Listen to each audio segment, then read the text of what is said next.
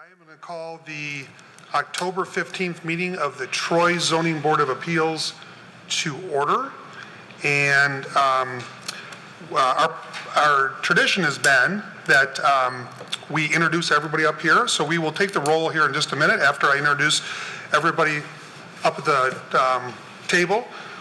For those people who are watching at home, the millions of people watching at home on cable and internet, right? And also the people who are here tonight that are visiting with us. So without any further ado, this is Mr. Well, over to the far side, this gentleman is Mr. Green. He is an alternate. He will not be sitting tonight because we have a full roster of zoning board members tonight, but he's always welcome to join us, and he oftentimes does, even when we don't have a need for his services.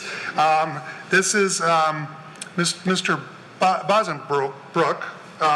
He's over to my far left, to your far right, and this is Mr. Kalsunas.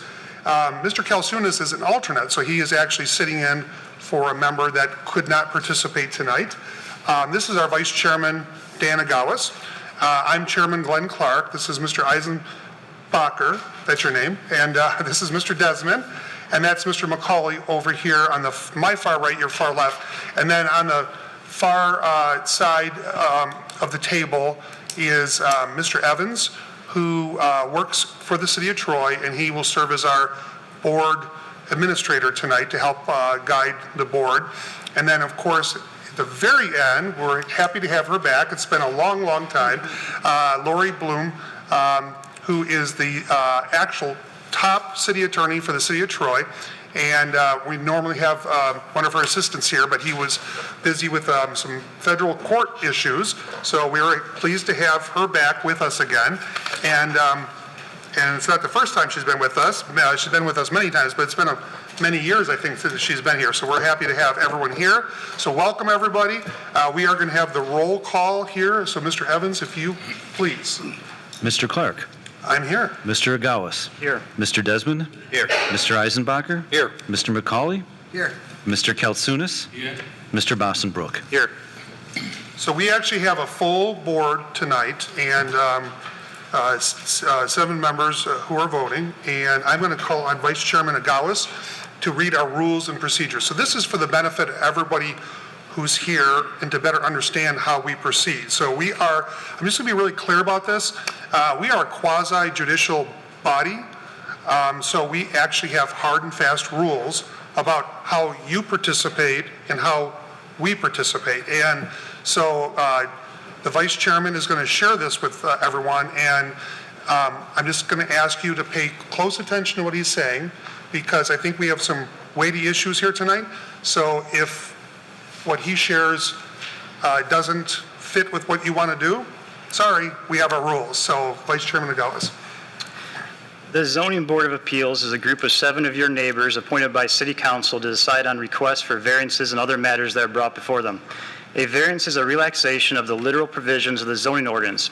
Petitioners must indicate a hardship or practical difficulty with the land that would warrant the granting of the variance. The board will hear the items in the order that they appear on the agenda. When an item is called, the chairman will verify that the petitioner is present. Then the city administration will summarize the facts of the case. The petitioner will then be given an opportunity to address the board to explain the justification for the action requested. After the petitioner makes their presentation and answers any questions that the board may have, the chairman will open the public hearing. Any person wishing to speak on the request should raise their hand, and when recognized by the chairman, come to the podium. The speaker should identify themselves with name and address, indicate their relationship to the property in question, such as next door neighbor, live behind the property, etc., and state whether they are in favor of or against the variance request and give reasons for their opinion. Comments must be directed through the chairman. Comments should be kept as brief as possible and closely pertain to the matter under consideration. Only one person will be recognized by the chairman to speak at one time. At the conclusion of public comments, the chairman will close the public hearing. Once the public hearing is closed, no other public comment will be taken unless in response to a specific question by a member of the board. The board will then make a motion to approve, deny, or postpone the request. In order for the request to pass, a minimum of 4 votes are needed. If the request is not granted, the applicant has the right to appeal the board's decision to Oakland County Circuit Court. Thank you, Vice Chairman Agawas. So just kind of to kind of summarize all that. We don't normally get this great crowd out for a meeting, so we're excited to have so many great citizens of Troy and in and around Troy. So there are no comments allowed during this meeting other than from this microphone or these microphones. So from the gallery, or the chambers, comments are not permitted. And if you do disagree with somebody, we do have the public hearing, and that's what gives you the right to share with the board your comments.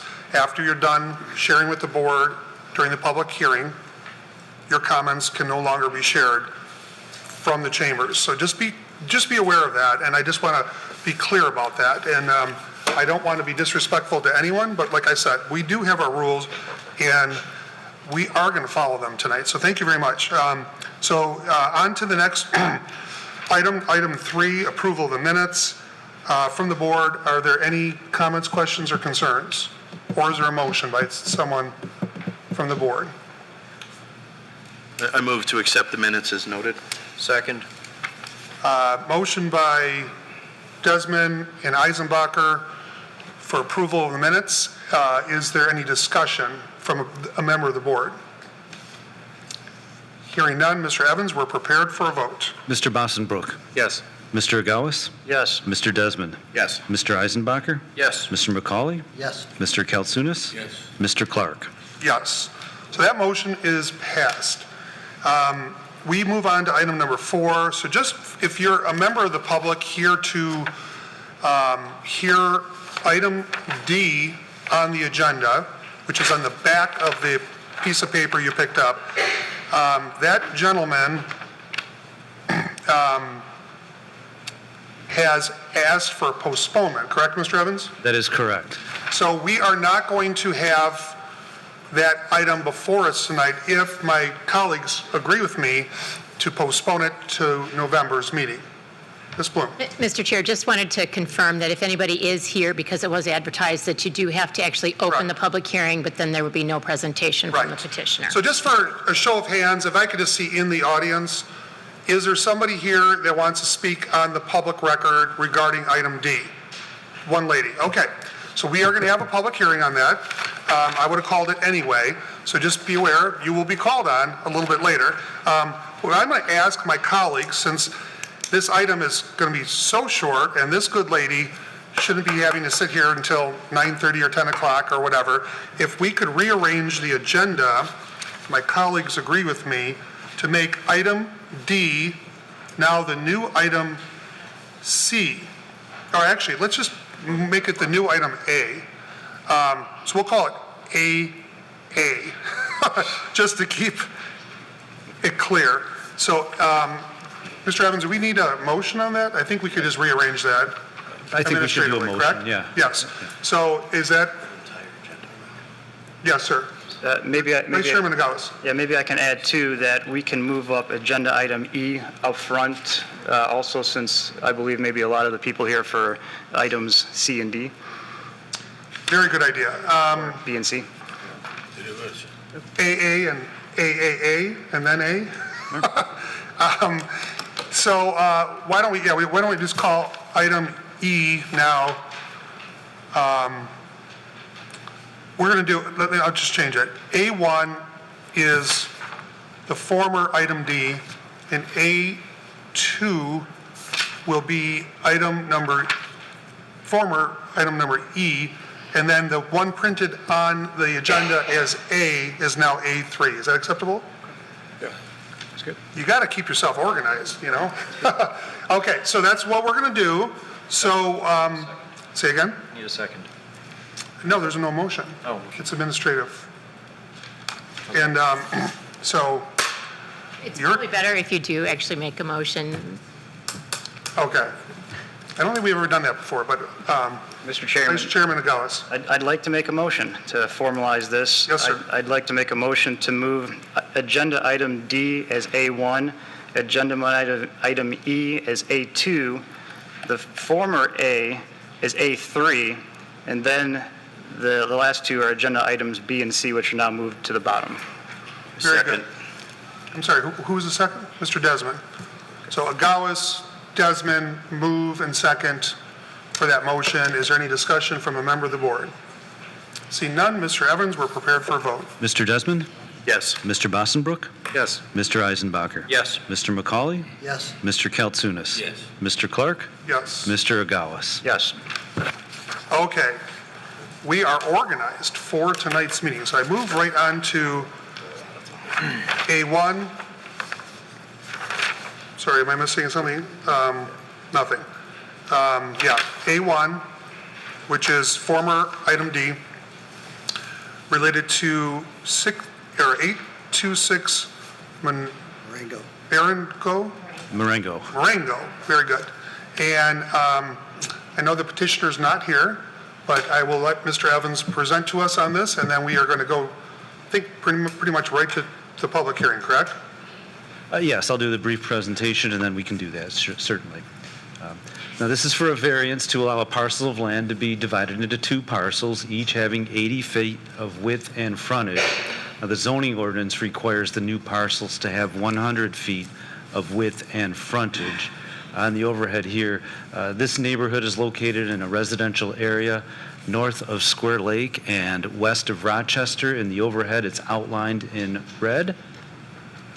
And that's a closer view of the neighborhood with the subject property outlined in red on the south side of Marengo, 826. And that's even a closer view. And everything you see in this photo here is a single-family residentially zoned with the exception of the parcels fronting Rochester Road, which is to the right. Now, the applicant's provided a sketch survey, and I'll blow this up for everybody to see. And what he's proposing is to essentially split it down the middle from north to south, and the two resulting parcels will have 80 feet of frontage and width along Marengo. And so in order to do that, he's seeking relief from the board here tonight. I'll turn it back over to the board for any questions. Thank you. Any questions for Mr. Evans or city staff or legal counsel? See none. The petitioner's not here, and I'm going to entertain in a moment from my colleagues a motion to postpone this to the November board meeting. But in the meantime, the public hearing is open. So if you'd like to speak on this, I know we have a slew of people. One wonderful lady, I think, is the maximum that we're going to have perhaps tonight.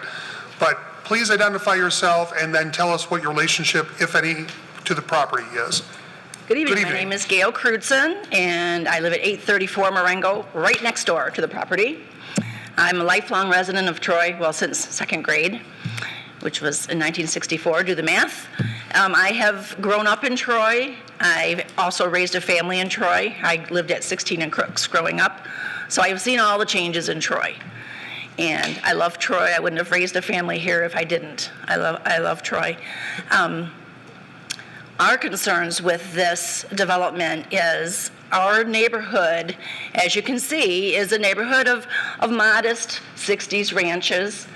And we feel, my husband couldn't be here this evening, we feel that if this neighborhood goes the way of so many others that we have seen, it's going to be a neighborhood of big $500,000 McMansions, and it doesn't fit the aesthetics of our neighborhood. We live in a neighborhood, and I say that meaning we don't live in a subdivision. We don't live in a subdivision built by a developer where all the houses look the same and they're lovely and they're beautiful, but that's not what we wanted. We live in a neighborhood, and many of the original owners are still there. We're just the second owner of our home. My other concern is that when these ordinances are put in place and then developers come through and they want a waiver, we're just concerned that the city just tends to give these waivers out so often to these developers, and we're a little concerned with the overdevelopment in Troy, not just next door to us. This is a beautiful parcel, beautiful home could be built there, but we're just concerned with the overbuilding in Troy. And I do have a concern also about the future of our neighborhood. I'm not sure where that stands. It's a question for another meeting. As you can see, most of our lots are 80 foot wide. And we don't know if this pertains to existing dwellings or only new vacant property. the 100-foot ordinance for building. So to speak, if I was deceased and my son inherited my property, could he tear my house down and build a new house on that existing property? But that's a question for another evening. So we are just concerned about the overbuilding in Troy, and we would hope that you would take that into consideration. Very good. Thank you. So I'll just share with you real quick. That's not a question for the evening. Right. That's a question for Mr. Evans during office hours during the day. And we don't answer questions regarding that. So at this board, we represent your neighbors. Right. And just be aware, you also said something about ordinance, and then essentially you inferred variance. All we do here are variances. Right. The ordinances, I should say, are done by city council exclusively. So if you want to change the ordinance, that's the proper body to go to. Those are your elected officials who represent you. Right. And, but we do consider variances with problems that run with the land, practical difficulties. So I appreciate it. Thank you. Thank you. Anyone else for this issue on public hearing? Okay, I'm going to second call for anyone who wants to speak on this issue. Okay, I'm going to close out that public hearing. Mr. Chair, sorry, Yes, ma'am. you shouldn't be closing it, you should be continuing the public hearing. Oh. You're continuing it to allow Oh, okay. for... Well, I didn't close anything out, so pay no attention to the man behind the curtain. So at this point in time, I'm going to ask one of my colleagues to entertain a motion to our other colleagues. Chair, Mr. Eisenbacher. I'd like to make a motion to postpone this item to the next meeting of the Zoning Board of Appeals. In November 2019. Second? If we have a meeting then, yes. Yes. Okay. Moved by Eisenbacher, Desmond, for a postponement to the next meeting of the Zoning Board of Appeals, which likely would be in November, but if not, it would be at a future date. And is there any discussion from a member of the board? Mr. Evans. And just so everybody who's watching or here is aware, that meeting is currently scheduled for November 19th, and the city will not be sending new notices out if indeed this motion is successful. Very good. I believe there's no discussion, so we're prepared for a vote, Mr. Evans. Mr. Eisenbacher. Yes. Mr. McCauley. Yes. Mr. Bossenbrook. Yes. Mr. Kaltsunis. Yes. Mr. Clark. Yes. Mr. Agawas. Yes. Mr. Desmond. Yes. Motion passes, so we will see this back in front of us in November. So we go on to item number A2, which is former item E related to 6789 Merrick. Mr. Evans, could you please present to us on this? Thank you, Mr. Chair. And this is a request to allow a proposed addition to the house to be set back 31 feet from the rear property line. The zoning ordinance requires the addition to be set back at least 45 feet from the rear property line. Again, we've got an aerial of the neighborhood. This neighborhood is east of Crooks and south of South Boulevard. It's on the north side of, on the northwest corner of Benjamin and Merrick, outlined in red on the overhead. I've zoomed in closer. The property is at 6789 on the corner, and everything you see with the yellow overlay represents the existing zoning, all the surrounding property, which is single-family residential. That's the current configuration without the overlay. Now, this is the site plan the applicant has provided, and the area that constitutes the addition is outlined in blue to the left of the site plan. And the setback denoted for the addition is 31 feet. And as indicated previously, he needs 45. And the applicant has also provided, and these are in your packet, some elevations of the covered structure that's going to be added on to the rear of the house. I'll turn it back over to the board for any questions. Thank you, Mr. Evans. Is there a question, comment, concern from a member of the board? Actually, I do have a question. Mr. Desmond.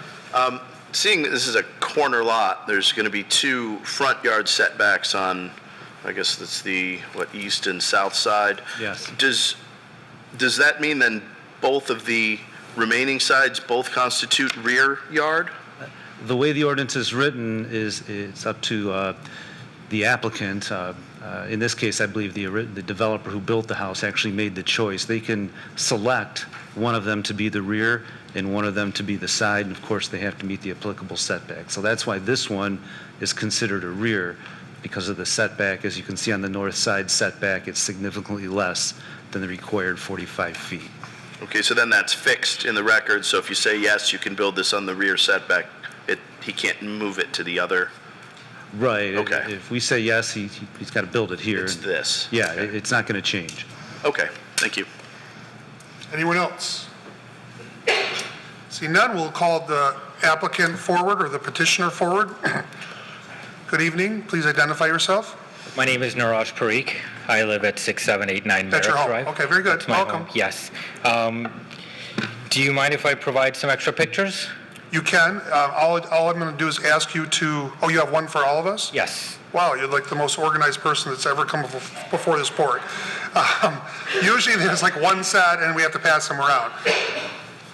And then I'm just going to ask Mr. McCauley, when you're done with your review, can you give your set to Mr. Evans for the record, since you're closest to him? Sure. Thank you.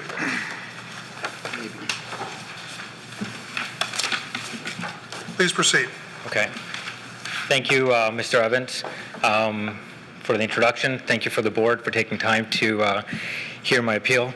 I would like to build a roof over my existing deck. I already have a deck in that space that's been outlined in blue, and I just intend to put a roof over it and basically make it, similar to a screened-in porch. The way my property sits, I'd just like to show you a few pictures from the backside. So if you look at the very first picture that's in the folder, you can see that there's a picture from the backside of my property. There's a red umbrella that's sitting on my current deck. And as I said, that would be the site of the proposed build. On the next picture, this is from the south side of the property. You can see that there are large trees there essentially blocking out the deck, and the proposed build would be very similar. This would block out most of the build. Moving on to the third picture, this is from the property right behind my home. Again, showing the deck that we plan to build upon. We plan to keep all the trees and the greenery and the shrubs, everything as is, and the builder will work around all of that. Moving on to the next picture, this is my next door neighbor's home, who has a similar build already in place. The reason I took this picture is to just give you an idea of what we're aiming for, so you can get an idea of something similar. We plan to continue with the same roof line that's in this picture. We plan to continue with keeping the shingles the same color as the rest of our home, the paint, the siding, to make it aesthetically pleasing and make it feel like it's part of the home. I've added two more pictures as just to give you an idea of what type of build we're aiming for. That's all your neighbor's home? This is my neighbor's home, home, right next door to my home. Gotcha. Actually, you can see it on the map at 6805. Okay. Yeah, and you can see the little, small build right back there. Yeah, and so I'm aiming for something similar. Next, I've included a picture of my, or the drawing of my current deck that I have in place, and that's approved by the city in 2014, and I plan to just build upon that. Mr. Evans has already gone over the next 2 pages with the north and south elevation. Again, the south elevation you really won't see much because there are large trees already covering that area. Moving on to this inside picture. This provides, this is two more pages in, this provides a kind of a view of what it would look like from inside. It is a relatively modern look that's going to go with the aesthetics of the rest of the home, so we're going to continue with that same look. And then the last diagram shows very similar to what Mr. Evans has showed you here with an aerial view with my home right in the middle, which is the small circle. I have talked to all of my neighbors in the surrounding area, and none of them have any objections with proceeding with this build.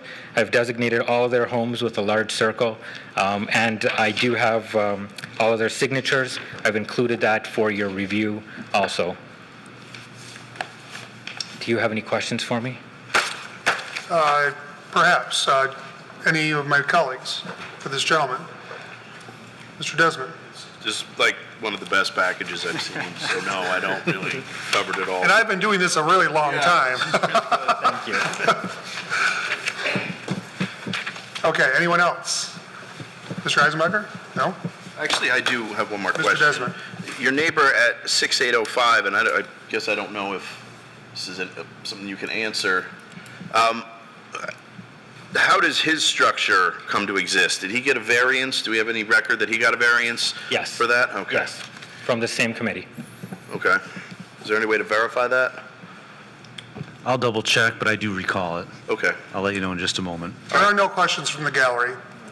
I'm going to have a public hearing momentarily, and you'll be able to speak to us at this microphone. I don't know if you came in a little bit late, but we already addressed that. So there's nothing from the chamber that you can share or voice opinion to. It has to be from this microphone. Okay, ma'am? Thank you. She's actually my neighbor at 605. Okay, well, that's great. And We'll hear from her momentarily. perfect, and she did seek a Everyone's going to be heard here tonight, everyone, so it's no big deal. Great.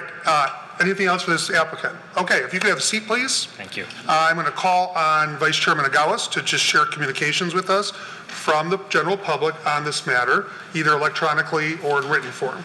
Vice Chairman Agawas. Sure. What I have here has already been passed along to each member on the ZBA board here. The 13 signatures, which purport to be all of his neighbors, but I can't cross any addresses, but they are 13 signatures. Okay, thank you. So now I'm going to open the public hearing. So if you would like to address the board on this matter, please proceed to this microphone podium. Good evening. Sorry I had to put you off for a minute, but please identify yourself. Michelle Blanchard, I live at 6805 Merrick Drive. I have the enclosed structure as well. I was in front of the board about 4 years ago for a variance, and it was approved, so I'm just here to lend my support to my neighbor. Very good. That's all. Thank you. Mr. McCauley, I think he has a I have a question. question for you. Sure. How far was your setback on that for the variance? Do you remember? By any chance? I think it was very similar because our houses line up almost perfectly. Maybe within a foot, maybe. Thank you. Yep, you're welcome. Thank you very much. Second call. Anyone else who would like to address the board on this matter during the public hearing?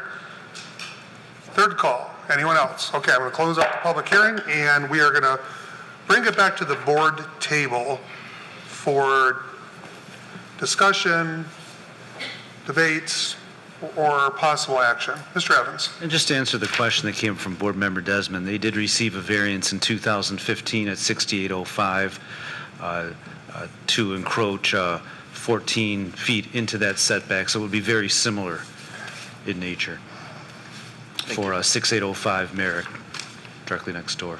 Okay, thank you. A member of the board. Okay. Mr. Eisenbacher. The package, the information provided, the information provided to the city is excellent for this item. In rating our 5 criteria that we have, A through E, for approval, I believe that all 5 have been met. The exceptional characteristic for the property for which the variance is sought to make compliance with the dimensional requirements substantially more difficult is because of it being a corner lot and having the setback requirements for it and having two front yards and a small backyard. And then B, C, D, and E are all answered in the information, so I would like to move it for approval. Second. Moved by Eisenbacher and Agawas. Any discussion? These are always difficult questions. Mr. Eisenbacher's perspective is that all the practical difficulties have been met. We've dealt with this kind of issue before. The deck is there. I think the applicant showed really good screening from the neighbors, and so I'm always challenged with these, but I'm going to vote yes, so that's my opinion. Anyone else? Mr. Evans, we're prepared for a vote. Mr. McCauley. Yes. Mr. Kaltsunis. Yes. Mr. Clark. Yes. Mr. Bossenbrook. Yes. Mr. Gauss. Yes. Mr. Desmond. Yes. Mr. Eisenbacher. Yes. Mr. McCauley, if you can pass your folder over to Mr. Evans for the record. You already got it. Okay, very good. Just want to make sure everything is appropriate. So now we're moving to the former A agenda item, which is now A3, which is related to 1025 Larchwood. Mr. Evans, please. Thank you, Mr. Chair. This, at 1025 Larchwood, this is a request in order to enlarge the existing detached accessory building garage. A variance request to allow the combined floor area of all detached accessory buildings to be 968 square feet. The zoning ordinance limits the amount of floor area to 730 square feet. The subject property is located on Larchwood. That's between the Rochester-Stevenson split. The subject property is 3 properties east of Rochester Road, outlined in yellow on the overhead. There's a close-up of the subject property. And the zoning overlay shows that all property within this view is zoned one-family attached, which allows single-family and duplexes. And I've zoomed in even closer to show the building that the applicant is requesting to add onto. It's circled in red there.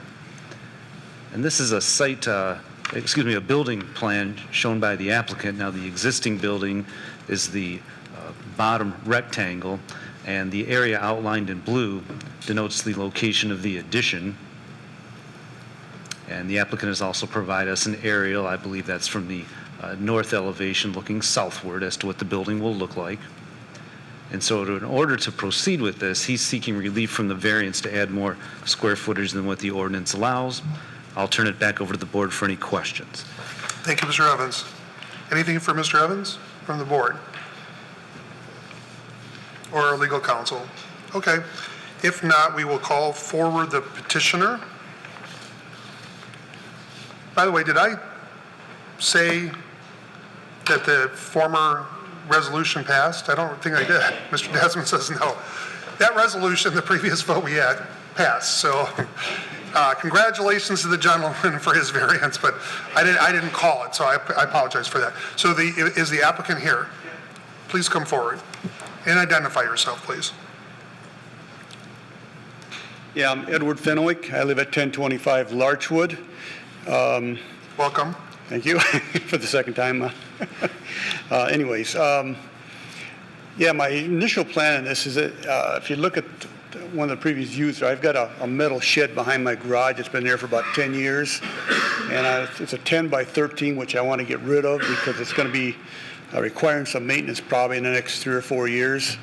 I want to get a more permanent structure there that I can be able to store garden supplies. I got a couple of kayaks and things inside where they're out of the weather and where I don't have to worry about any type of maintenance on them in the near future. I'm 68 years old and I'm to the point where I want everything maintenance free and I don't want to have to worry about it basically. So I designed I call it, it's going to be a shed, but design of the building is actually smaller than the actual garage because I thought my garage is like 9.5 feet tall inside. Basically, if I would have extended that out, I just think it would have looked just too big for the neighborhood. But by downsizing it and lowering it down, I think it's going to fit aesthetically to it. It's going to have matching siding, roofing, everything else. So that's basically my information. All right. Thank you. Member of the board for this petitioner.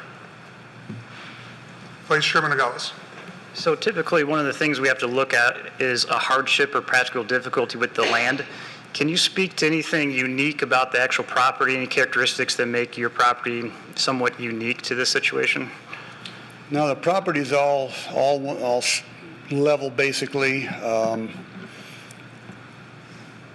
the design of the building itself is far enough from the back lot line, from the sidelines. Other than that, no, I can't. Yeah. Okay, thank you. Anyone else for this gentleman? Former Vice Chairman Eisenbacher. Mr. Eisenbacher. Unfortunately, when you say you don't have any exceptional characteristic, you're tying our hands a bit. Your request is it's not a big request, and your neighbors all sent us letters saying you're a great neighbor and it wouldn't affect them at all and do this. Okay. Is there anything with your property in terms of a characteristic that precludes you from storing your items elsewhere? Do you have a basement?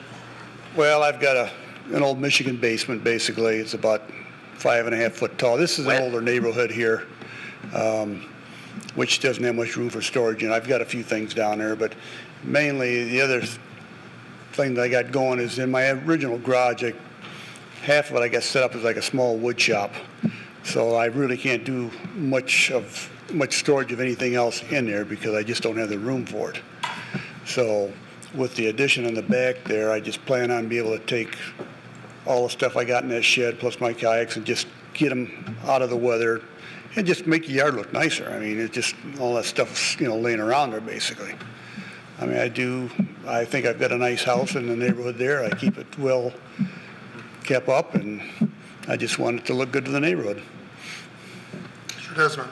Why does the shed have to be there instead of somewhere else on the property that wouldn't require a variance? Are there any trees or anything that need to be actually won't be seen from the road, first of all. And from Rochester, you'd really have to look through the houses to be able to see it.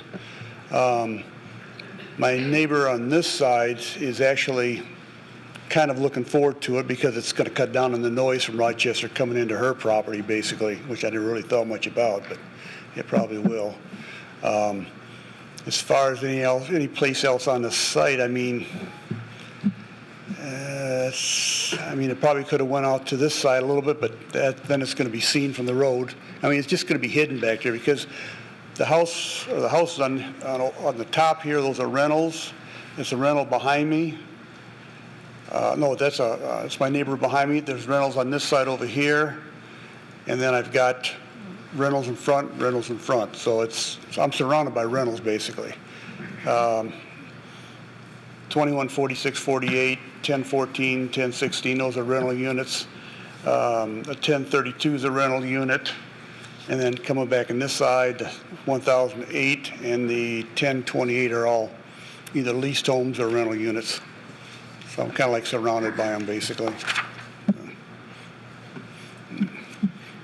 Anyone else?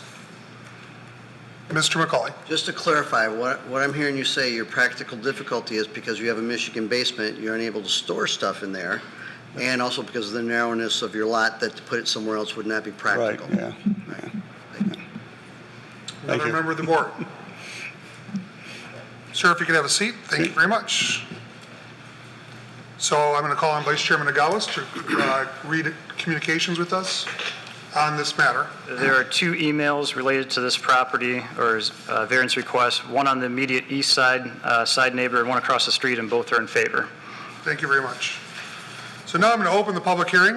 If you're here to address the board on this matter, please proceed to this podium and the microphone. Second call for anyone who wants to speak on this matter. I guess Mr. Green's coming. Excuse me. Mr. Green. Good evening, Chair. My name is Aaron Green. I'm a member of the board, and I live just about a half a mile from the applicant. I have a similar lot width. It is oddly narrow, and in my case it is substantially deeper, which affords me greater ability, and it's older than the zoning ordinances, so I have a space that is larger to store similar items. I have a similar Michigan basement situation to this gentleman. I have found that the width is quite odd. In my case, I'm fortunate as the house screens the vast majority of the property from the street, and so any building that I were to put up, which I have no need of, but would not be an eyesore, whereas in his case, that lot is, I've been to garage sales and stuff in the area and then visited for this, and it is fairly shallow, and so he is fairly restricted in what he is able to do for that purpose, and he is very close to his neighbors. So while it is close to his backyard neighbor, you will see that there is also a shed in the lot just to the, what is that, the west of his or north? I can't even tell. I think it's like north, but I don't know if it's rotated or not, assuming north. So it would fairly closely abut another shed and a small structure in the backyard of the other, so it would not impede the neighbors in any particular way. So to me, that width is a substantial issue. Thank you. Anyone else? Anyone else for A3, which is the former A item on the agenda? Third call for public hearing on this action item. Okay, we're done with the public hearing. We bring it back to the board table. Is there a member of the board who would like to be recognized? Mr. Eisenbacher. Again, for the second item, I believe that the exceptional characteristic as spoken by my colleague on the end is accurate. B, the item is for this premises. C, it's not of a personal nature. D, it was not created by the current or the previous owner. And E, it is not harmful or alter the essential character of the area in which the property is located. The neighbors approved it, and looking at the aerial view, it is not blocking anyone else's view throughout the neighborhood. So I would move the request for approval. Moved and seconded by, is there a second, I should say? I would second that. Mr. McCauley seconds. Eisenbacher and McCauley move approval of the variance request. Is there discussion from the board? Vice Chairman Nogales. This may not matter at all, maybe splitting hairs, but to me, the location of the proposed structure doesn't matter. We're looking at a variance request for the combined ground floor area. So whether it's on the side or on the back, that's neither here nor there. It's just about the combined floor area of the whole thing, if that mattered to our thought process. Anyone else? Yeah. Mr. Kalsunas. I think I'm in favor of the request also because you got a big property there, and we're here to relax the rules. You know, it's a minor relaxation here. I'm in favor. 68 square feet. Yeah. Well, we're not here to relax the rules. We take every case by case. Nobody have any. Right. Anyone else? Mr. Bosenberg. I guess I'll be the outlier on this, and I'm just not totally persuaded by the exceptional characteristic of the property. I mean, the parcel looks to be roughly similar to other parcels in the neighborhood. I guess from the record, I haven't seen anything that's specific to the actual land that would make it distinct from the other pieces of property or the house. And this strikes me just as something that's more of a personal nature. I'm sympathetic to the request, understand always the premium for space that we all struggle with, but for me, I'm not leaning in favor of it at this point. Thank you very much. Is there another member of the board who wants to be recognized? Hearing none, Mr. Evans, we're ready to roll. Mr. Kalsunas. Yes. Mr. Clark. Yes. Mr. Agawas. No. Mr. Desmond. Yes. Mr. Bosenbrook. No. Mr. Eisenbacher. Yes. Mr. McCauley. Yes. So the item is approved. So congratulations to the gentleman for making his variance before the board. We move right along to item B. And I understand after speaking to Mr. Evans when I arrived tonight that the applicant for B and C might want these combined. So if that's the case, is that the case, gentlemen? I think I'm not going to call on you for this second to speak on the items, just if you want to combine them or keep them bifurcated. I keep them bifurcated. Okay. I'm sorry, Greg Oble on behalf of the applicants. Very good. I just think that the second presentation would be almost an identical presentation to the first one, so we'd be wasting everybody's time by doing it a second time. If we could just restate that everything that I say and Mr. Aventini says can be restated in full as part of the second application, and then you could open a public hearing and make your decision at that time. It would shorten everybody's evening. Very good, thank you.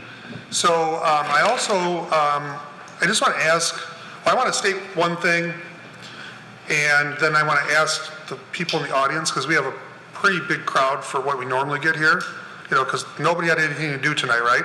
So they all showed up here at Troy City Hall.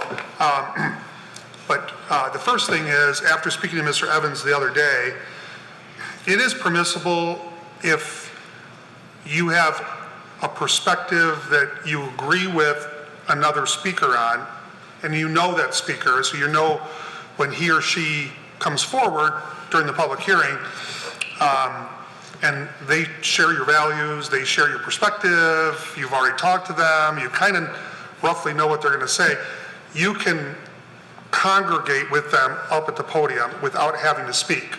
And then after the speaker is done speaking, sharing your concerns, questions, or values, you can then just come to the microphone immediately following and say, I'm Sally Brown, I'm Sam Smith, whatever your name is, and say, I agree, I agree, I agree, I agree. If you want to do that, you don't have to do that. We will take every public hearing comment from every good person here tonight at that microphone if you want to speak separately. So that's one option to keep us moving forward as far as time. And then the board then ends up, you know, if you walk forward with 15 of your best friends or 15 of your best neighbors and you're standing there and you tell us you agree, we get a sense you agree, right? We get a sense of community support for that perspective. Secondly, so that's one thing, and we'll entertain that as we proceed forward after the applicant's representative or the applicant's presentation. And then secondly, since we have, so let me just ask a question. How many people want to speak from this microphone tonight? Just raise your hand. So that's a good number. So that's not a lot, so I was considering asking the board to limit public input on these next couple items to 3 minutes each, but we're not going to do that because I think we can power through all this. What I am going to do at this point in time, as everybody's revving their juices to share their perspective on what's going on, we are going to take a quick bathroom break because it's already almost 8:30, and because we might be here for a little bit of time, so we are going to stand at ease for about 5 minutes.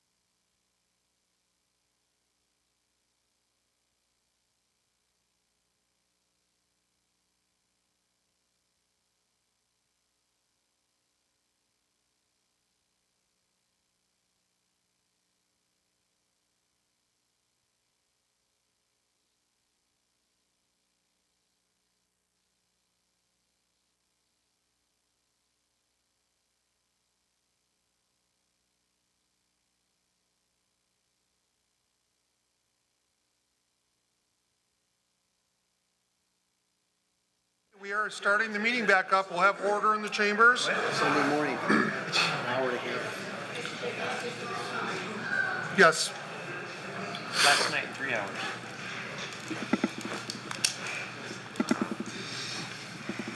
We're going to stand at ease for another minute. Hold on one second. You lost someone? No.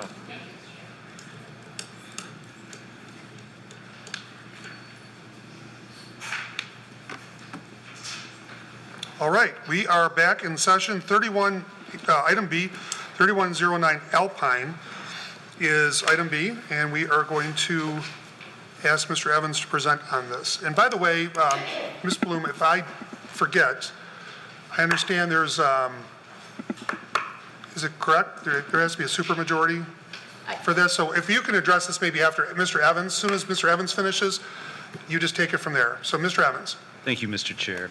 As per the agenda, this is a variance request for a property at 3109 Alpine, a use variance in accordance with the Big Beaver zoning district. If a use variance is not granted, applicant appeals the July 22nd, 2019 decision of the Troy City Council to deny Tollbrook Rest's request to rezone the property from R1B, one family residential district, to BB, Big Beaver district.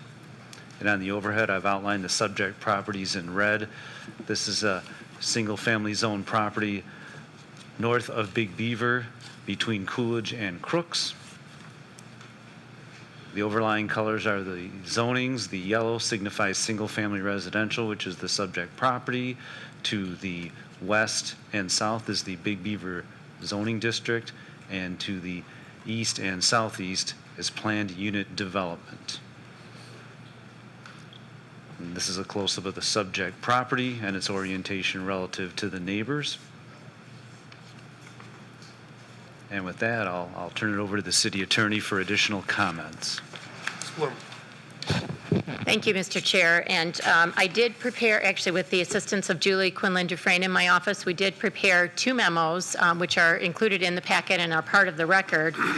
This is the first use variance that you have had before you. So we thought it was important to set forth, number one, the procedure, and then also there's a special history to at least one of these properties. So we wanted to make sure that you were aware of that.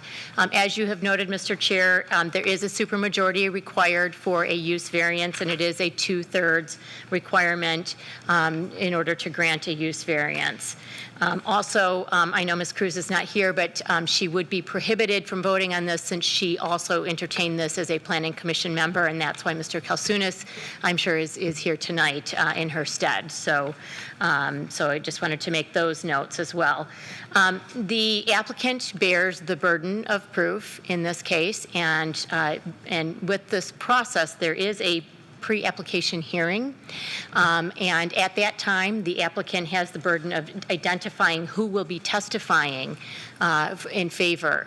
And so I believe that the applicant indicated that he was going to be testifying. I'm not sure who else was identified at that point in time. But there are standards with a use variance. Those are on page 3 of the memorandum. And the applicant has the burden of establishing all 3 of those. And so you notice that there's an and after each one. One of the options that you have is you can, and we would actually recommend this, is that you can have the hearing, open up the hearing today, and then you can direct the zoning administrator to come up with a resolution after you have received all of the public input. That could be at the next meeting. And that's something that, because this is an unusual situation and because of the history involving this property, we would recommend that you do that. Rather than proceeding tonight, we would like the opportunity to make sure that there is, because it is the first use variance that you have dealt with, we would like the opportunity to assist with crafting a resolution for your consideration, and that could potentially be at the next meeting. Thank you. I just have a question real quick. So you said the applicant has a right, I can't remember exactly what you said, but has a right or the ability to speak before, like a pre-application. Would that be like stage 1 and then stage 2? And yes. But we could do those both tonight. Which if the No. applicant comes up, okay, I'm And not perhaps, following you. yeah, no, sorry. This is the first time we've ever done this. Exactly, no. Potentially, so. It's an administrative meeting, and it is with our administrator, Mr. Evans was at that meeting. And at that point in time, there was an opportunity to, and a requirement at that meeting to identify the witnesses that they were going to bring forward to establish the proofs, and then also identify the uses. It's also an opportunity to see if there's something less intrusive that could potentially be worked out as a proposed resolution. So that meeting, that administrative meeting did occur. I understand. And so now we're here for the public Very hearing good. portion of Thank it. you very much. Thanks for clarifying. So, Ms. Bloom, or Mr. Evans, I don't know who I should direct this to. If we, as a board, decided that we weren't going to want to, well, okay, so two questions really. A, let me get my thoughts together. This is the first time we've gone down this road. How could we even, okay, so let me take a step back. Do we just launch and do what we normally do, like for any other application, and then afterwards we bring it to the board table and then we discuss what we want to do? It's fine. Secondly, if the board takes no action for approval or denial tonight, how could the city staff be prepared for language if we took no action? I don't understand that piece. You would give us some direction as to which direction you were headed, which direction after receiving the public input, after receiving the all of the proofs at the hearing. It's all uncharted waters, so here we go. We are going to call forward. Yes, Vice Chairman Gauss. I guess I need to make a personal disclosure, talking over with Attorney Bloom. Out of abundance of caution, my city council candidate committee has received a contribution from the applicant. I understand that this is not a conflict of interest since I don't have a direct financial concern in any of the properties here, but just out of caution, I wanted to make that disclosure. And Mr. Chair, if the board felt like there was a reason to be recusing Mr. Gauss, then the board could make a motion to that effect. If not, then he remains as is a seated member of the panel.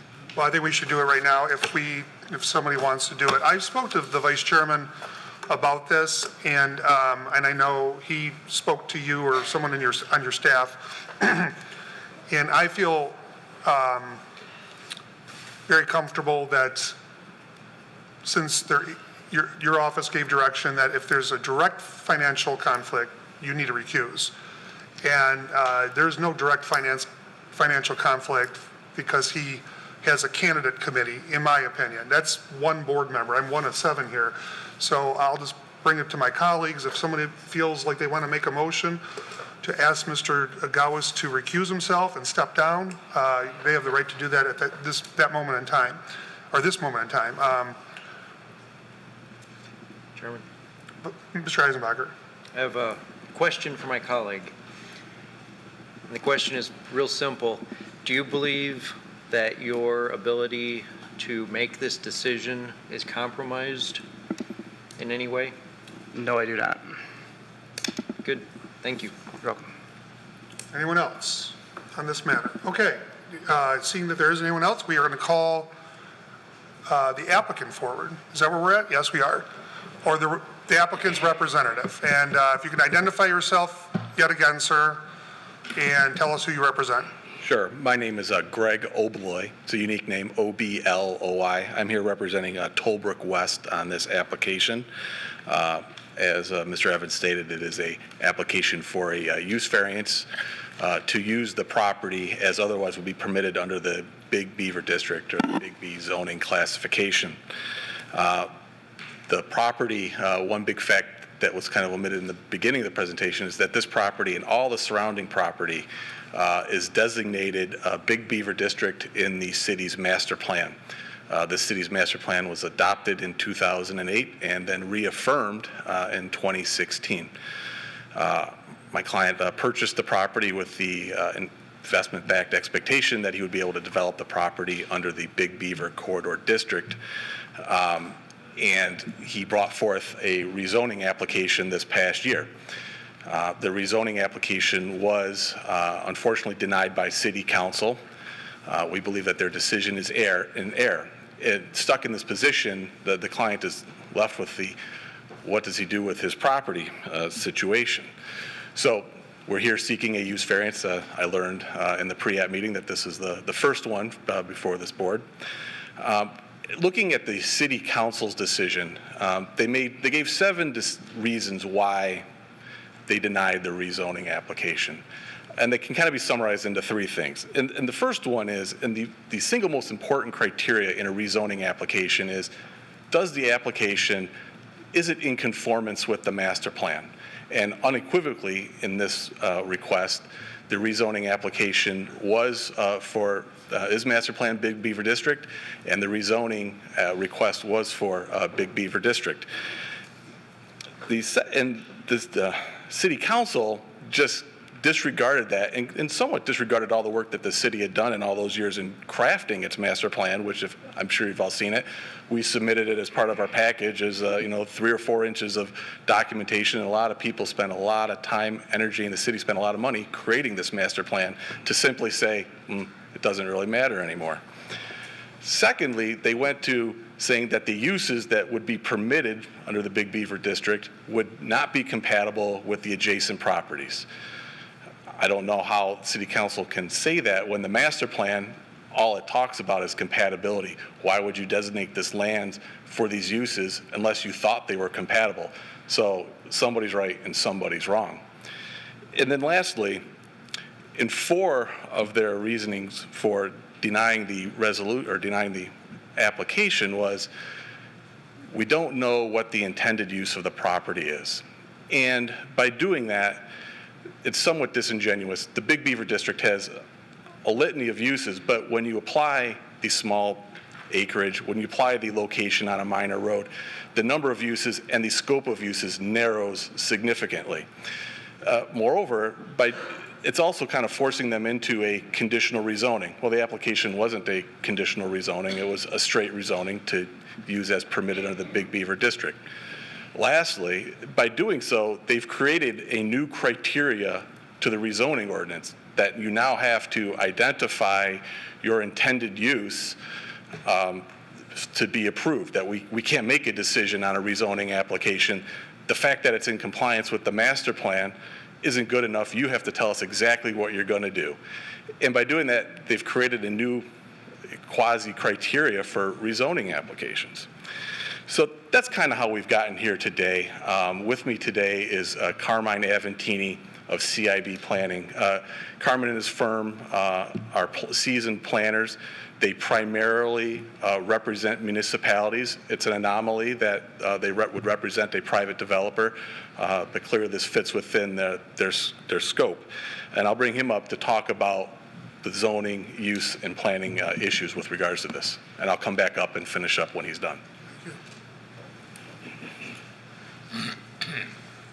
Hopefully I won't lose my voice, just getting over an illness. Good evening, Mr. Chairman, members of the board. I'm Carmen Aventini, president of CIB Planning, and I have reviewed a handful of use variance requests. I've been doing this for over 35 years, so you kind of run into a little bit of everything. And one of the major differences between a use variance and a dimensional variance is unnecessary hardship, which basically says that an applicant can't reasonably use that property for any of the uses that are permitted in the district.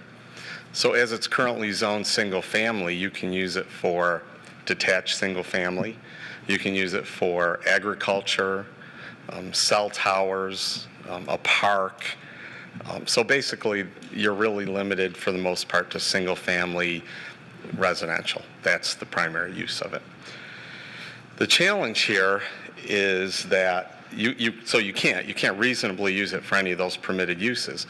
If this were an area that were master planned for single family residential use for a number of years, and the property in the area were selling as single family residential use, then maybe you could.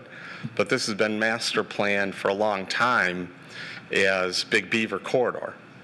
So the folks who sell this property throughout the corridor where it's master planned for this type of use for office, retail, other, higher density residential, they're not selling it for single family prices. They are selling it based on what the master plan tells them they can do. Okay, so he's in a position now, our client, where he is being told that you can't use it for what it's master planned for, and to even tell him that if you tell us what you're going to use it for, then you have a chance to get this approved. He did that once already.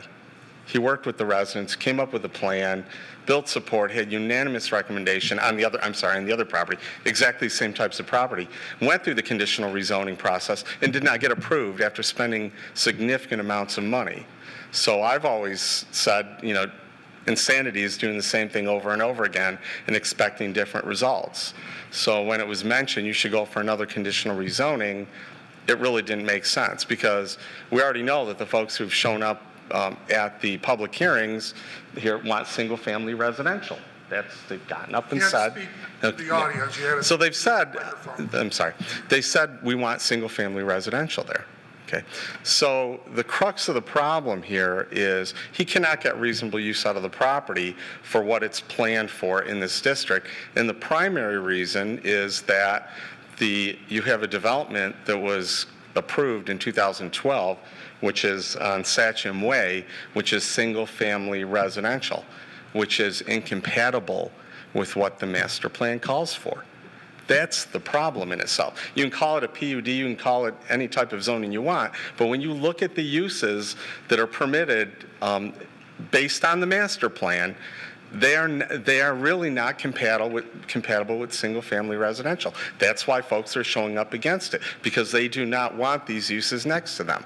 But that does not really fall on people buying property in there. They're making investment-based decisions based on the master plan. Just like when you buy your house, you're looking at the master plan and making sure that there's not commercial next door, that it's all single-family residential. This is no different. Okay, this is exactly the same thing. Everyone who lives in the community and who owns property in the community, it's all the same. It's investment-based decisions. You don't buy property hoping to lose money on it. Okay, you want your properties to appreciate. So he's in a position now where there's folks who are concerned about these types of uses that are going in, but they are allowed under the master plan. So he can't get the rezoning to what the master plan calls for. He shows up to get that, and you've got a large public opposition because they want single-family residential. So he is basically being denied reasonable use of the property. He does meet that unnecessary hardship test. He did not create this situation here. He bought the property in good faith, expecting to be able to develop it as the master plan shows. Frankly, when this PUD went forward, and then I'll turn it back over to Greg, in 2012, when this was approved, when the master plan update came along in 2016, that was a major change. There was not a minor change to the master plan. There was a major change to the master plan that should have been dealt with at that point in time.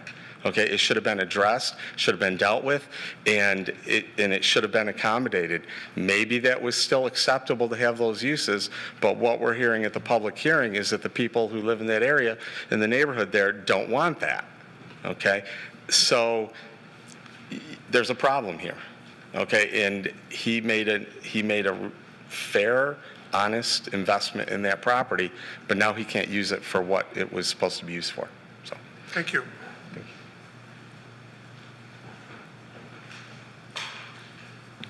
Just really quickly on hitting just a couple of the criteria that haven't been hit on already by myself or Carmen. One of the things talks about that the use variance will alter the essential character of the neighborhood or the intent of the master plan. I mean, the request is to be in conformance with the master plan.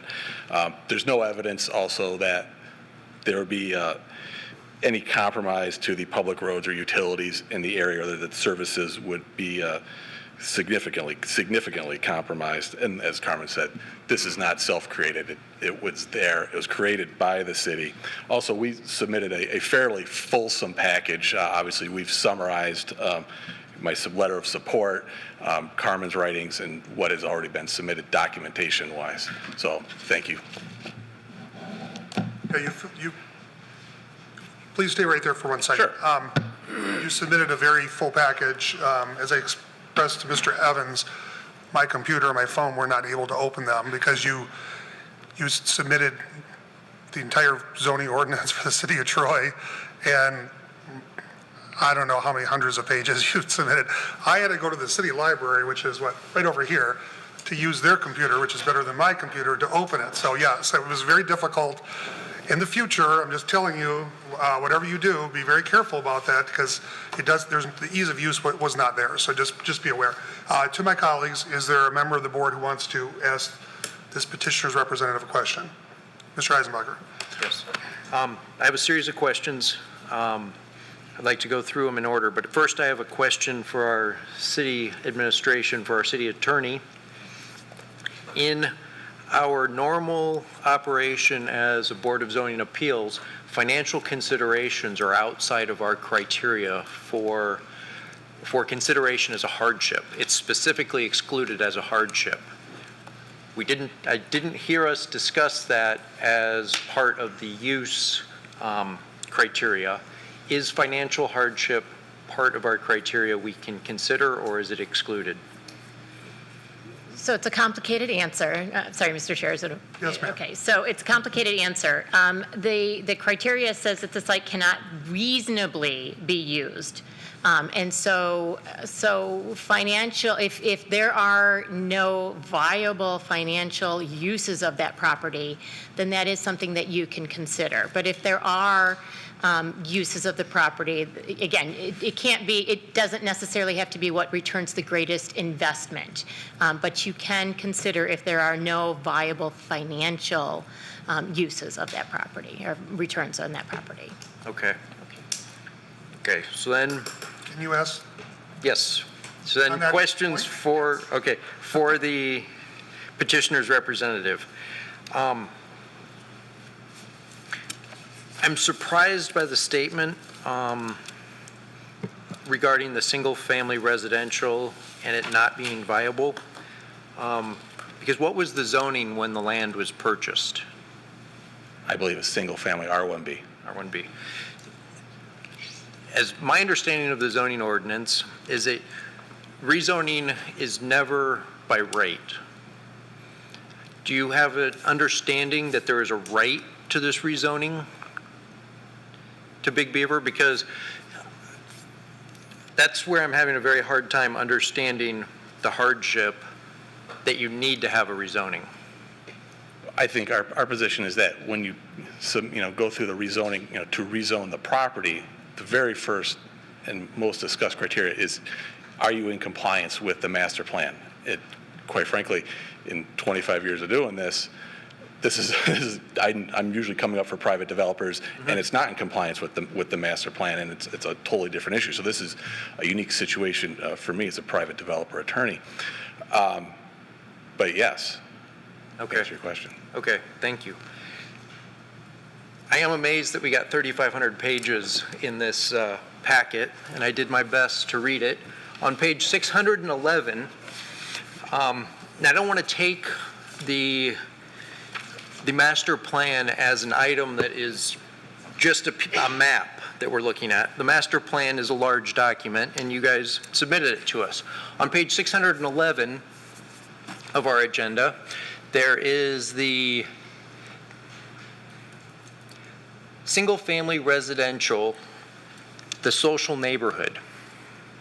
And the majority of the land use within the city of Troy is single-family residential. And the first paragraph in this section really jumped out at me as relating to this item. And it says, the predominant land use in the city of Troy is single-family residential. This category is intended to preserve the existing quality of residential neighborhoods of the city while recognizing the need for other uses that support the main functions of residential areas. The single-family areas of the city are arranged around social neighborhoods. Social neighborhoods are unique, self-contained areas that bounded by city's main thoroughfares.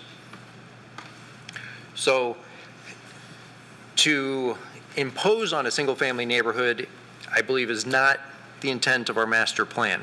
And you have pointed out that this is an area that is less consistent. I then also saw,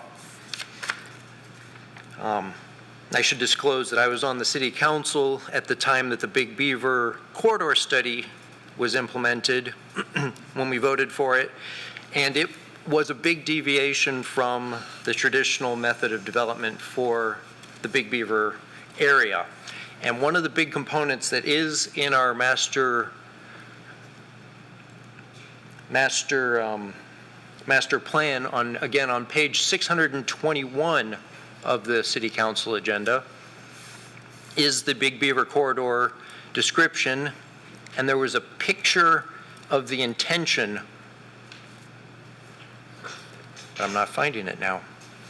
But there was an intention that you have tall structures close to the road and then decreasing as you go into the neighborhood. And the information you've provided and for your original plan and for proposed use of a multi-story building puts a significant bulk of building very close to a neighborhood, and that is not consistent with our master plan. So I'm having a very hard time understanding your point about you're trying to be consistent with the master plan, but the master plan's not just a map. It's a whole document. Can you help me with this? Well, going into the, and maybe Carmen could come up and talk about transition and planning, but you are correct. But the plan that was not actually for this property, was for over on McClure, I believe was 4 stories? No, 5 stories, 140 units. Was that on Big Beaver Road, you could go higher than that. So there is a transition down when those properties, the office buildings, get redeveloped in the future, hopefully. That's what I understand the transition to be and the intent of the zoning ordinance, the Big Beaver District. Okay. Then my final point, my final question is Session Way. Because when I look at the map, when I look at the aerials, when I drive through the neighborhood, it seems like the properties that are under consideration in front of us this evening are just a logical extension of that.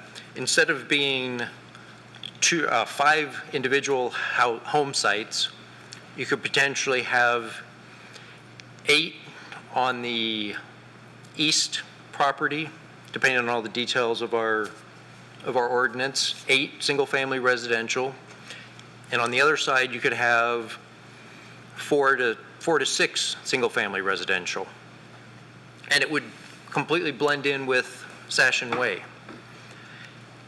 I'm having a hard time understanding how that is not an acceptable land use to you. Well, the first thing is that use wouldn't be permitted under either R1B or Big Beaver District. The lot size would not fit under R1B, as I understand what you would propose. So we couldn't do that. The other thing was that the master plan was adopted in 08. I believe that Sachin Way and its adjoining commercial development was a PUD that was approved in 2012. Yet 4 years later, Planning Commission and City Council still said, they could have changed the map and said, you know what, Big Beaver District doesn't belong here, but they clearly went through the effort to say, they reaffirmed it with a master plan update and said, this still should be Big Beaver District. Okay, thank you. Thank you. Anyone else for this representative? Okay, if you can have a seat, please. Sure. Thank you. Thank you. So at this point in time, I'm going to call on Vice Chairman Agawas to share communications with the board on this matter. The 2 pieces of communications I have came from Attorney Bloom, a little bit of a history on Tollbrook and their prior requests for rezoning, and then the roadmap of actually going through the requirements of a use variance. I don't know if we should add a little more color to that, or if you covered it enough originally. Probably up to you. Ms. Bloom. One thing that I neglected to mention before is there were two separate requests for relief that were filed. The second one was an appeal. This body does not have the ability to appeal, to hear an appeal of a legislative body. So I just thought that was worth mentioning, that that is not something that would be properly before you. The only thing that is properly before you is the use variance. And again, on page 3, it does set forth the standards which you should be looking to when you are considering the use variance, and I'm happy to answer any questions that you have. Yeah, normally we would ask further questions after the public hearing, but a couple are on top of my mind, so one for each of you. First, for Ms. Bloom, I heard, and I don't think I saw anywhere, so I'm not assuming too much. I just want to make sure I go to the source to get information, the truth. So was this applicant involved in litigation against the city at one point regarding this property? Yes, regarding one of the two pieces of property. This one? Or, oh. Sorry, the other one, McClure.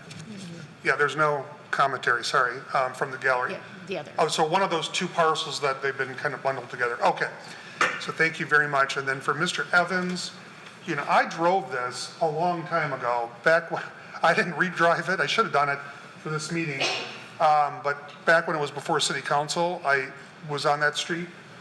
3129, is that a residential home? As far as I know, it is, yes. Okay, thank you. Very good. Anyone else for city staff before we call the public hearing? Okay, we are going to open the public hearing. So if you would like to address the board on this matter, and I think some people came in late, so I'm going to reiterate myself for a hot second. If you see somebody coming to the podium that represents your values, perspective, essentially your concerns, you can come forward, and then I'll just ask you to step over here or over there during their comments. And then when she or he complete their words, we'll just ask you to step up to the microphone and then just share your name, just for the public record. You don't have to speak if you don't want to speak. So if you have a leader here or someone who has organized you, come forward. And if you want to speak to the board on your own, independently, we'll have time for that too, even though it's getting late already. But I will call forward anyone who wants to speak to the board at this time. Okay. I already did. Wow, you have a lot of people. So if you, ladies and gentlemen, yeah, just line the half wall there, or whatever you want to call it, and then when this gentleman is done, if you want to share any further comments, I'm not going to allow that because that's public comments. So we'll just allow you to say your name. Otherwise, you're going to have to get back in line if you have any further comments on that front. So come on forward. We got more space over here if you want. So here we go, please. Mr. Chairman, I feel like Please identify yourself. My name is Rocky Rachkowski. I live on McClure, and this is one of the, I guess the proponent's application was for Alpine and McClure, and we're going to ask that our comments on the Alpine portion on the agenda be also used for the McClure portion. I kind of feel like E.F. Hutton today with all these people standing behind me, and thank you very much. We appreciate the questions that Mr. Eisenbacher asked because they were very knowledgeable, and you were absolutely correct that there is no right to rezoning. This process went through the Planning Commission, went through the City Council, and it was not rezoned. And this was a gamble. If you were to listen to the attorneys, this was a gamble of the developer, who was a residential home developer, to gamble on these properties to change them from R1B to the Big Beaver District and build apartments or anything else. And Mr. Eisenbacher's comments about transitions were also very much on point. The transitions, the buildings in front of this property on Alpine and the property on McClure are actually 1- and 2-story buildings.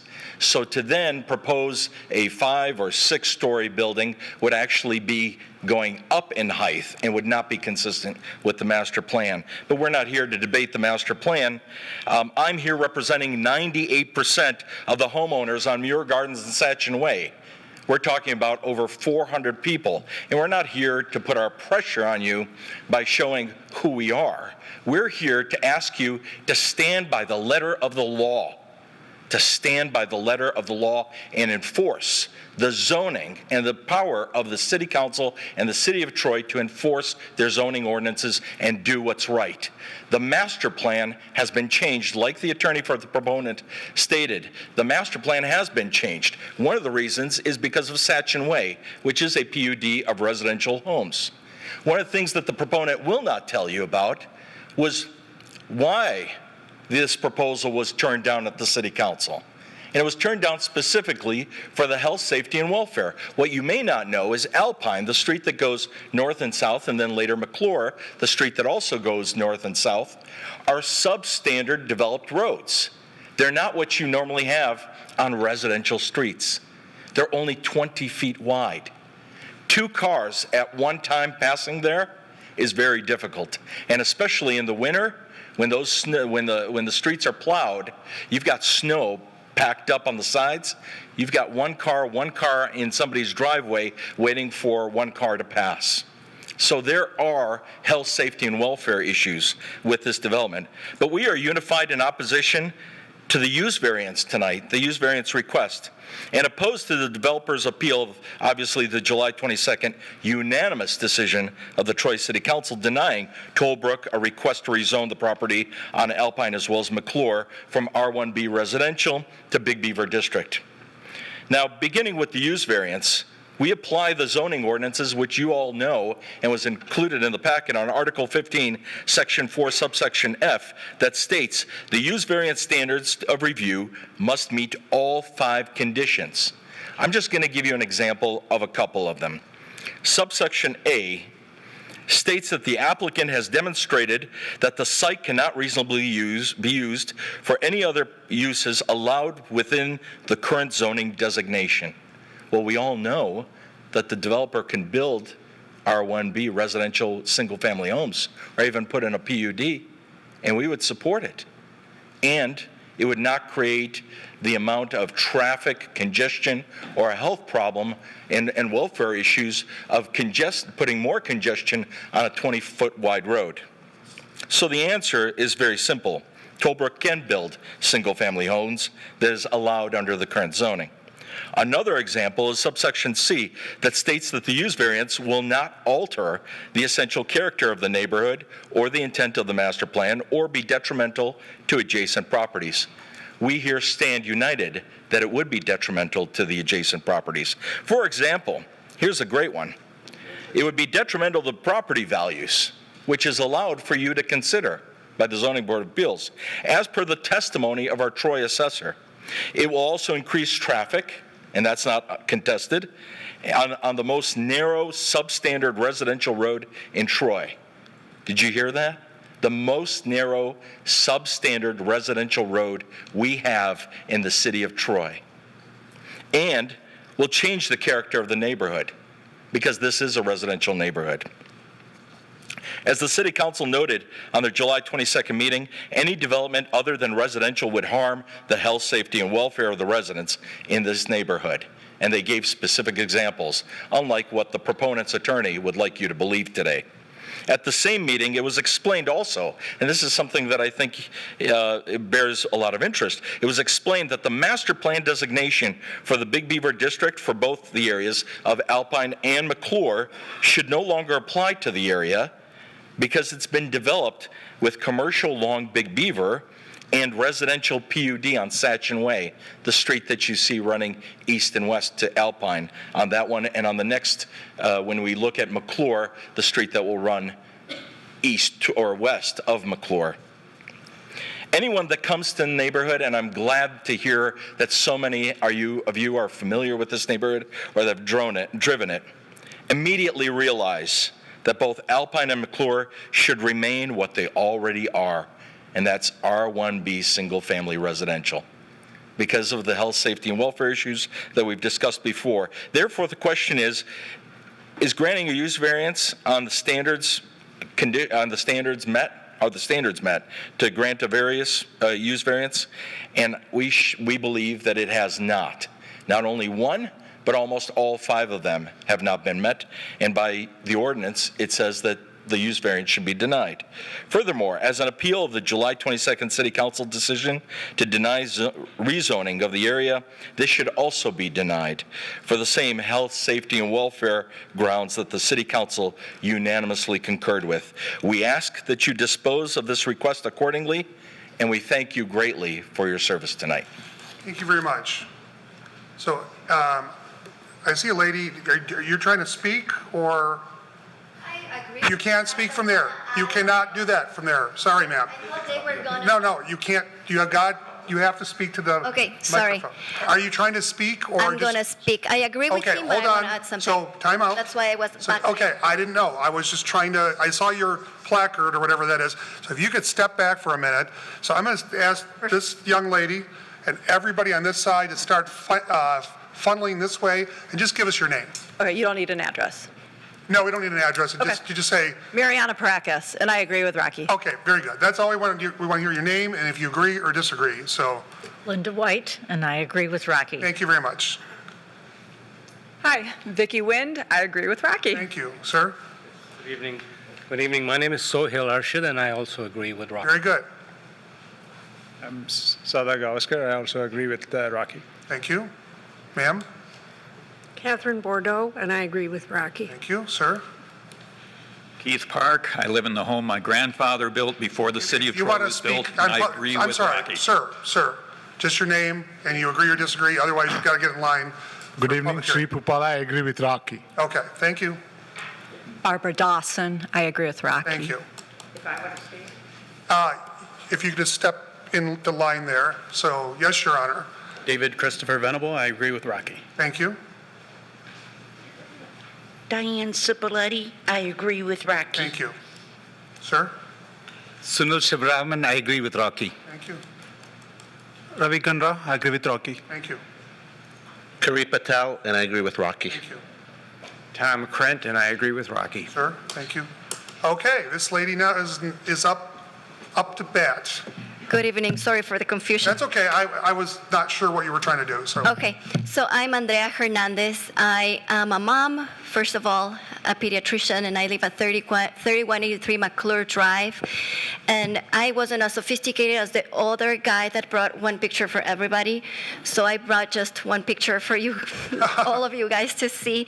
So first of all, I wanted to tell you that we're very worried, because I agree with Rocky, that we're very worried about the well-being of our children, especially, well, of all of us, but our children, our neighborhood is less than 1 mile away from the school.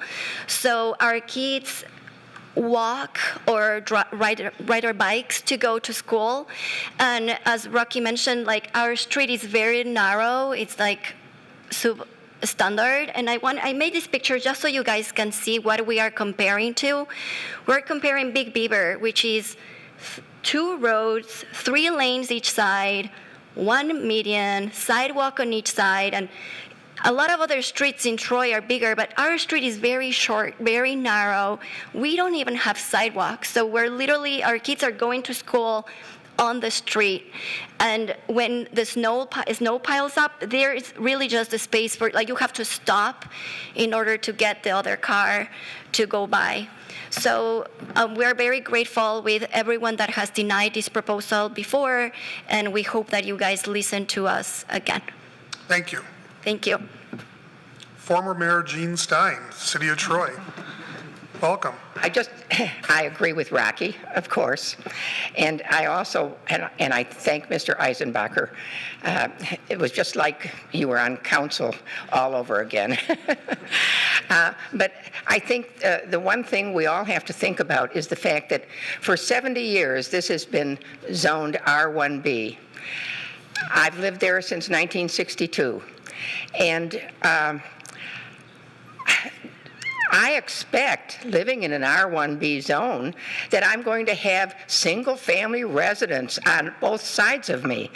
And this is not what this development will provide. poor Ann Bordeaux. She would live next door to maybe a 5-story apartment building. That's not what R1B zoning, what you expect from R1B zoning. If you all live in single-family residential neighborhoods, you would be surprised if one day an apartment building loomed up as your neighbor next door. That's all I have to say. Thank you, ma'am. Yes, sir. My name is Sandeep Sovani. I live at 3205 McClure Drive, across from Rocky. Want to point out, first of all, I agree with Rocky. I want to point out a few things. The first thing is, I think the applicant is making a fundamental error. And that error is that the applicant is regarding the master plan as set established zones.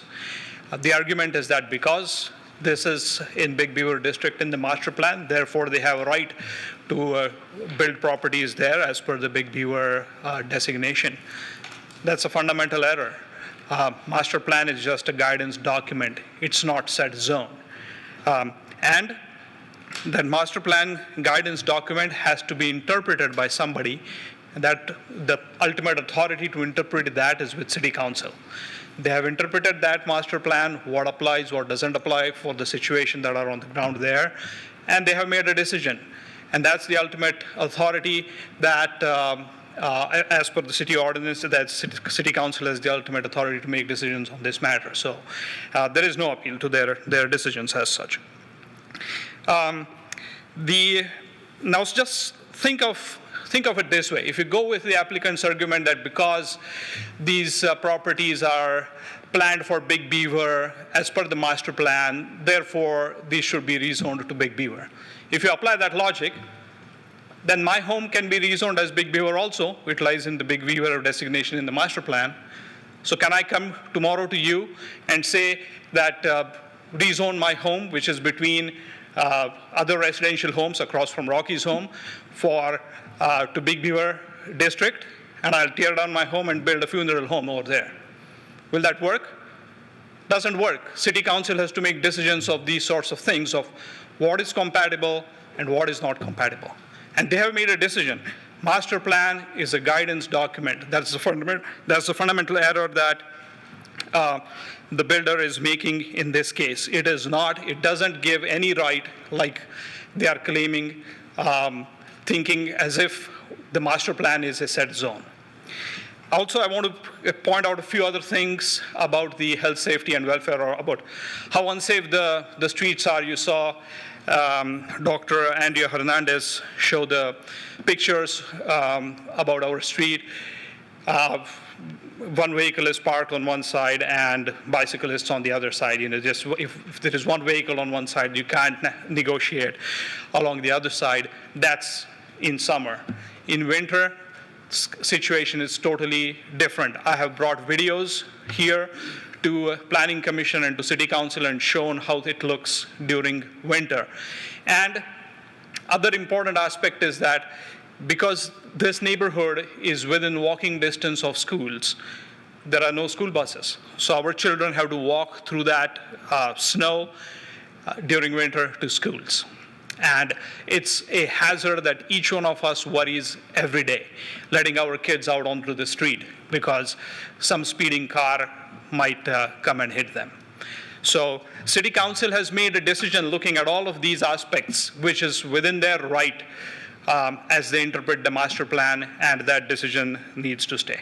Thank you. Thank you very much. Anyone else for this board on the public hearing? Let's call number 2. There's third and final call. If you'd like to speak to the board on this matter, please proceed to that podium at that microphone. Can I make a quick comment? Additional? You can't speak from back there, so if you want to, you have to do it at the microphone, but I'll just ask you to be very quick. Yeah, there was a point that I missed that I wanted to add, which is about how the streets are unsafe. So during the frost laws, no commercial vehicles are permitted on these streets. They're that unsafe during 4 months. So just imagine you have some commercial properties there coming onto the street, which is unsafe during frost laws. Thank you.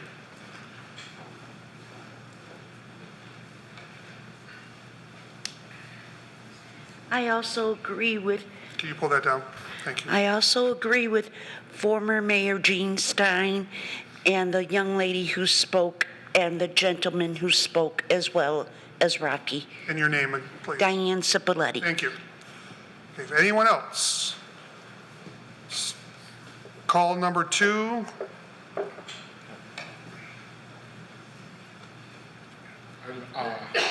This is Sri Pupal. I live on Sachin Way. I would just like to add one small comment. Ever since last 5 years it has been started, there's 3 plots on the McClure, and even these 2 sites have been back and forth maybe like 10, 15 times. Both the sites were in front of the city council and all the meetings all the time.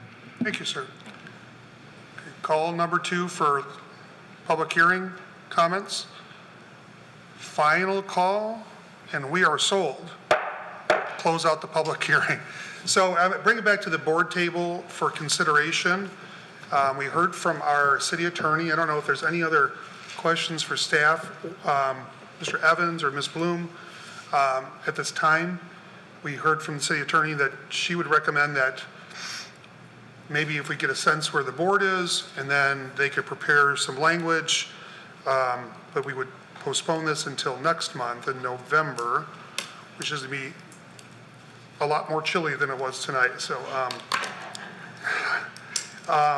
anyone from the board?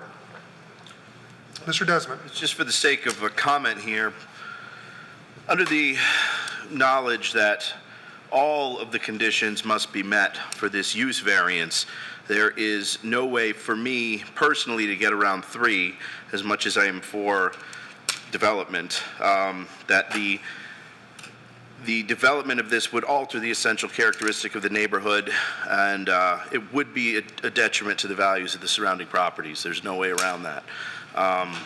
It's a 5-story apartment building. At least the immediate neighbor to the north of that property, their value will be impacted. So just from my perspective, it's very hard for me to get around that, let alone all the other variables that have showed up. So it's very difficult for me to get around. So that's one element that stands out.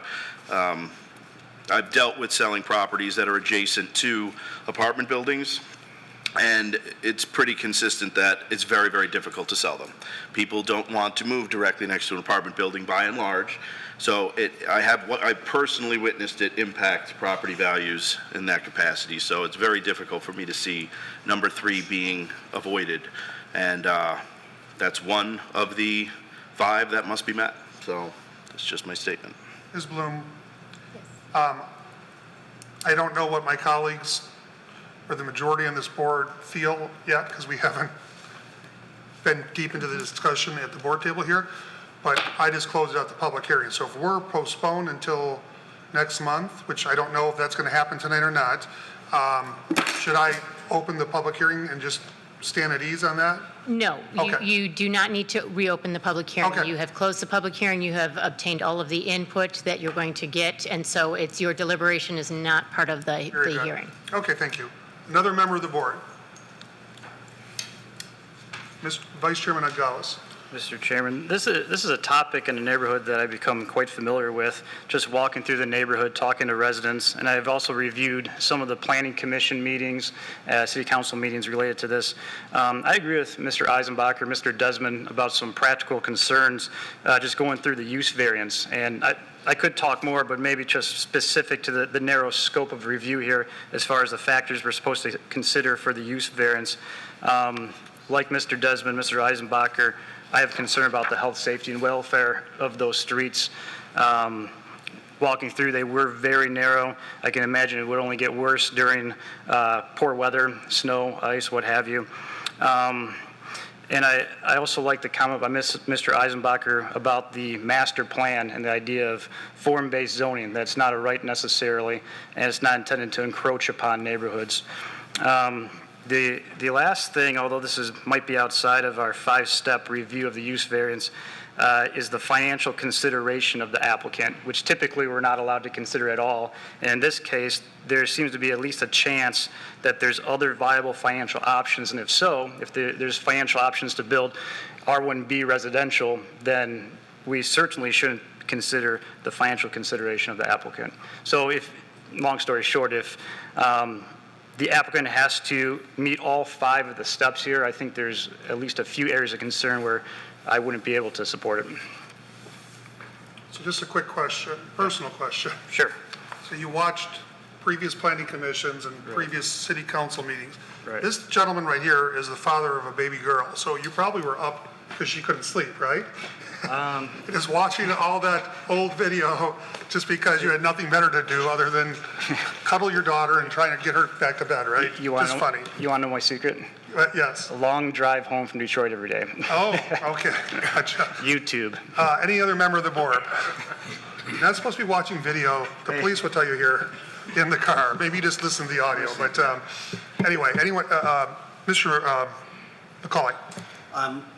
I'm feeling the same sentiment that you've heard so far tonight from our board members here. I believe the site can be reasonably used for other uses other than what they want to propose for it, that it can still stay residential and be developed. I agree that 3, that it does alter the characteristics of the neighborhood greatly. And I also believe number 4, that by the narrowness of the natural narrowness of that road and no sidewalks, that will put stress on it. If you know that neighborhood at all, you know that those streets do come out to Crooks Road. So that would be a natural cut to get away from Big Beaver Road real quickly through the neighborhoods. So I think that leads right back into health and safety again of our residents. So I would struggle to support this also because it won't meet 5 criteria of the use variance. So you used the word, Mr. McCauley, support. I think you meant the opposite. I said I would not. Oh, I'm sorry. I couldn't hear you. Sorry. Thank you. Another member of the board. Does anyone want to make a motion? Mr. Eisenbacher. Okay. I believe the way we should look at this is how we've done for many of our non-use variances, where we talk through the 5 items with specifics to help the city administration potentially draft a resolution. For item number 1, the site cannot be reasonably used for any of the uses allowed with the current zoning district designation. That means it cannot be used for 1-family dwellings, a family daycare home, adult foster care homes or family home, adult daycare home, agriculture.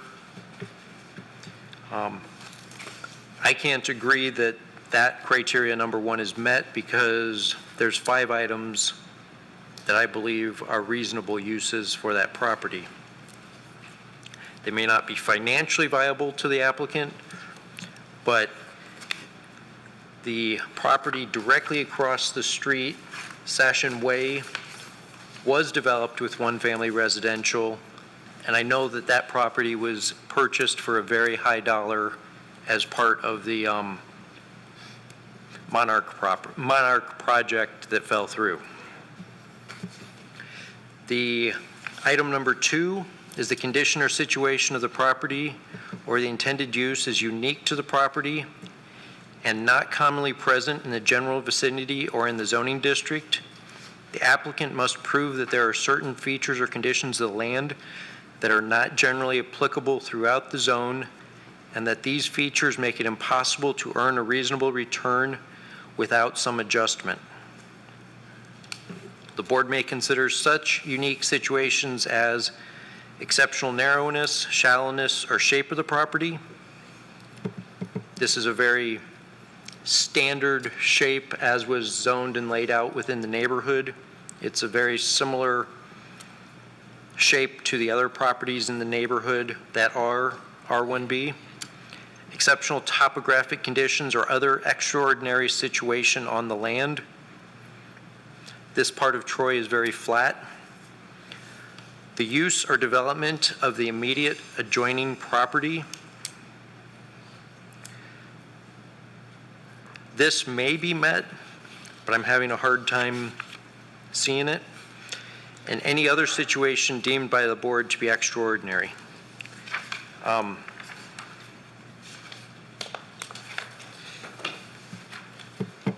having a hard time seeing how it's extraordinary that you couldn't have a similar development like was done on Session Way.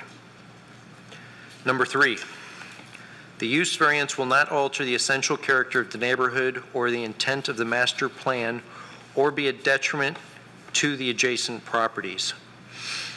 I believe this one, as my colleagues have already spoken, is the most glaring violation of the 5 because there is no transition between this property and potential uses and the immediately adjacent to the north and to the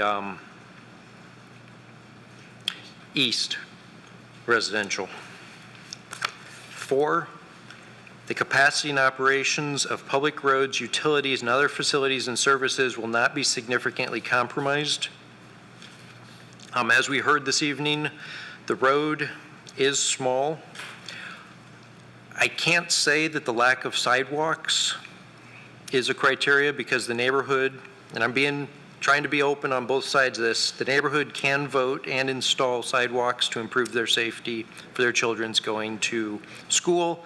I believe it would be in your best interest because that is a walking neighborhood to the school.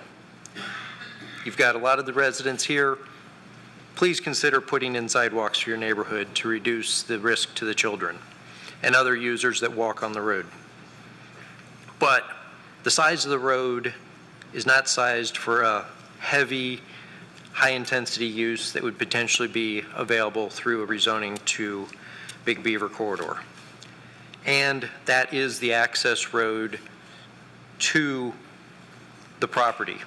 It does not have an access directly to Big Beaver. Number 5, the immediate practical difficulty causing the need for the variance was not self-created by the applicant. This one, it can be interpreted a couple different ways, but the applicant purchased the property with residential zoning. You can always think that it'd be nice to have something else if I could convince and I could put together a plan to convince the city to rezone, but you don't have a right to the rezoning, unfortunately. So it was a risk. So I see that for number 5, that the practical difficulty in terms of the financial side was self-imposed. So that's my opinion on the matter. Hopefully some of those items can be included in a potential resolution. Thank you. That was a lot of information, sir. And so for somebody to put those words into a resolution is not going to happen. So if you want to offer a resolution, that's up to you, on you, and I'll kick it back over to you if you want to be recognized for a motion. But if you want to hear more, maybe discourse with your colleagues? Yes. And that, okay. So members that have not spoken. Yes, members who haven't spoken or who have spoken and want to speak again. Mr. Kalsunas. Well, we presented, I think that the applicant said that he bought it under downtown development prices, and then we find out that it was bought as a residential one. And I don't see any financial loss over there. And secondly, I'm concerned about the safety of the street. It's a narrow street, and I agree with the people that live in the neighborhood over there. If I have children playing in the streets up there, I don't want them. Thank you. Thank you. Anyone else? Mr. Mr. Bossenbrook, please. Yeah, I'll just round it out. So I guess I'll be short and brief given the time. Basically everything Mr. Eisenbacher said I agree with, so I don't have anything else to add. Okay, thank you. Anyone else over here? Mr. Eisenbacher. Wait. Yeah, you spoke. So everyone's spoken, right? My comments were very short compared to 3,500 pages of packet we received. That is very true, sir. I would like, let me make sure I phrase this right, to postpone this item to the next meeting to give our attorney's office an opportunity to craft a resolution based on the input from the Zoning Board of Appeals for our consideration at the next meeting. Second. Eisenbacher moves and Desmond seconds. Any discussion on the motion to postpone until November or our next meeting, depending when we get together, most likely November? Vice Chairman Nogales. Just a practical question. Would that mean next month the public hearing is reopened again and then we hear? No, you have closed the public hearing, so you will not be offering anyone an opportunity to address you in the meeting. However, you may receive some written documentation that could be something that could supplement. And I have been taking notes, so if you do vote to have us do this and to prepare a resolution, we're happy to bring that back. I believe that Mr. Evans has the date of the next meeting. Yes, it's November 19th. November 19th. If we're not snowed out. Yeah, if we don't have a snowstorm. So any other discussion from a member of the board? Mr. Evans, I think we're prepared for a vote. Mr. Kaltsunis. No. Mr. Clark. Yes. Mr. Gawis. Yes. Mr. Desmond. To clarify, this is to postpone, correct? Is it Correct. yes? Then yes. Mr. Bossenbrook. Yes.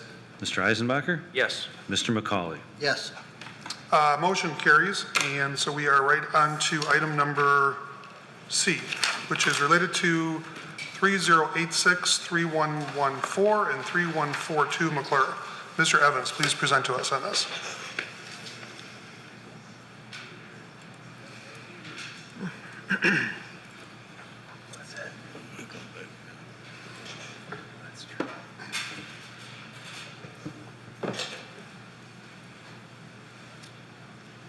Thank you, Mr. Chair, and this is a variance request for Safet Staffa for Tollbrook West LLC for property at 3086, 3114, and 3142 McClure, a use variance in accordance with the Big Beaver zoning district. If a use variance is not granted, applicant appeals the July 22nd, 2019 decision of the Troy City Council to deny Tollbrook West's request to rezone the property from R1B, one family residential district, to BB, Big Beaver District. Once again, we have an overhead of the neighborhood with property outlined in red on the east side of McClure, and this neighborhood is north of Big Beaver between Coolidge and Crooks Road. This is zoning overlay of the existing zoning for the subject property, which is in yellow, single-family zoning. The property to the adjacent property to the east, south, and southwest is zone BB, Big Beaver zoning. The property to the west is zoned PUD, and property to the north and northwest, as indicated in yellow, is zoned single-family residential. And there's a closer view of the property and the adjacent portions of the adjacent neighbors. I'll turn it back over to the board with any questions. Are there any questions from the board? Board members? I see none, so we'll call the petitioner back forward. The petitioner's representative. Yeah, Greg Oberle again, and kind of going back to my comments at the beginning of this meeting, if the board was so inclined and wanted to take the comments of myself and Mr. Aventini from the previous agenda item and restate it in its entirety, as part of this agenda item, then my presentation would be, I just talk about a couple of the nuances and be just a few minutes. Sure, we understand what you said earlier, so if you, do you have a few? I would, I guess I'm sorry, the board do should you make have a motion to, No, there's no motion required. If you want to speak, you can speak and share whatever you want. Mr. Chair, if, just again, to protect the record and in the interest of, preserving all of the rights of the petitioner, Right. it would also be appropriate, you could certainly move to restate all of the comments made on the Alpine matter into the record for the McClure property as well. Okay, since this is bifurcated, I guess we need to do that, so, thank you, sir. You can have a seat. We should have Well, a resolution. right, so that's what you're intending to do? Yes. Okay, Make so it right. please proceed. Okay. I would like to make a resolution to accept all the testimony from the first item as, Wasn't the first. well, as the previous item into this item, as the subject matters are very closely related and the same And as requested by the petitioner. by the applicant's representative. Applicants, yes. I just want to make sure we're really kind of copacetic here. Okay, so there's a motion. Is there a second by anyone? Second. Vice Chairman Agawas seconds. Eisenbacher and Agawas move that we take the gentleman's comments from, his previous comments from item B as they pertain to item C into the public record. Is there any discussion on that? Seeing none, Mr. Evans, we prepared for a vote. Mr. Clark? Yes. Mr. Gauss? Yes. Mr. Desmond? yes. Mr. Eisenbacher? Yes. Mr. McCauley? Yes. Mr. Bossenbrook? Yes. Mr. Kaltsunis? Yes. Thank you, sir, for saving us some time. Thank you. Yes. Yeah, sure. So just a couple of the differences with regards to this property. Obviously, it's to the east. It's on the east side of McClure. It's a little bit larger lot, and there's some history to this. The petitioner brought forth a conditional rezoning a few years ago, which was a 5-story, 140-unit multifamily complex. This project received a unanimous recommendation of approval by the Planning Commission. Unfortunately, when it got to City Council, the motion failed for lack of support. The motion came up to approve it. It only got 3 votes, and it ended there. And that is kind of how we got to where we are now. Those are the unique differences. Now, one of the things that keeps coming, it doesn't have to be a 5-story development. It can be a 2-story, it can be 3-story, it can be a 1-story. Obviously, it permits higher, but anything to say that that was going to be, that whatever the client was going to bring forth would be a 5-story, I mean, that's not for certain. It would be market-based. Thank you very much. Thank you very much, sir. So at this time, I'm going to call on Vice Chairman Agawas to share any communications on this matter. Probably just the same communications we talked about from Attorney Bloom. Thank you. Okay, so now I'm going to open, yes? I know what I'm doing. We're going to have the public hearing that's now open. If you already spoke, I understand if I'm feeling what happened before. You don't have to come forward again, but if you want to bring up, just like the gentleman just did, some unique perspectives, come on up. So, Sure. yes, sir. If I may, we may want to have the exact same resolution pertaining to all the comments that occurred at the previous public hearing apply, and then if anyone has anything to add, we could add that. Mr. Chairman, we would concur with that from the individuals that gave those comments. We only have one or two additional comments. Okay, thank you. So I'll just put that right back on you. So, Okay. I'm talking too much in this meeting. that's okay. I'd like to make a resolution to accept into the record all the comments from the previous item relating to the similar property as applying to this property. Second. Moved and seconded by Eisenbacher and Agawas. Any discussion? Hearing none, Mr. Evans, we're prepared for a vote. Mr. Gauss? Yes. Mr. Desmond? Yes. Mr. Eisenbacher? Yes. Mr. McCauley? Yes. Mr. Kaltsunis? Yes. Mr. Clark? Yes. Mr. Bossenbrook? Yes. Motion passes. So we are, public hearing is open. I already gavelled it open. So if you'd like to speak to the board on this matter, please step to the microphone. Thank you, Mr. Chairman Clark and the board. Rocky Rashkowski from 3204 McClure, which is about 240 feet just north of the top north property. As the attorney, I'd like to again correct what the attorney stated. This is not a property. These are 3 residential lots. As you can see, the 2 bottom portions actually still have residential homes still on them that were leased by the proponent up until just not a long time ago, within the year.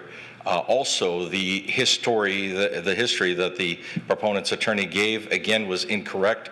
The Planning Commission did not give a unanimous vote of concurrence.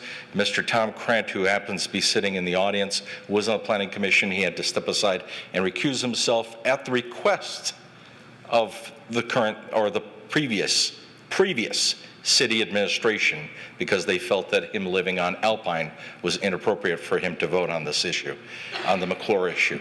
So it wasn't a unanimous. Furthermore, when it did go to the city council, we requested a supermajority vote that was submitted, and the city, 4 of the councilmen voted in favor of the residents, because strictly, not because of not knowing why, it was because of the health, safety, and welfare, because the issues on McClure are exactly the same ones that you just heard about on Alpine. And I appreciate the fact that this board has the clairvoyance to actually drive those streets and see what those residents are going through. And these are substandard roads, 20-foot roads. And as you can see by that, by the picture, the Satchin Way Road is actually wider than the McClure Road, because the Satchin Way Road is a 24 or 28-foot wide road, while McClure is, again, a substandard 20-foot road. All the issues that you discussed earlier still apply to McClure. Thank you very much, and we greatly appreciate your work. Thank you. Anyone else for this board on this matter? Please step to the microphone. It's my second call. My third call and final is, if you'd like to speak to the board on this matter, on the public hearing, come to the microphone and be heard. Close out the public hearing, bring it back to the board for deliberation. Is there any board member who wants to be recognized? Mr. Desmond.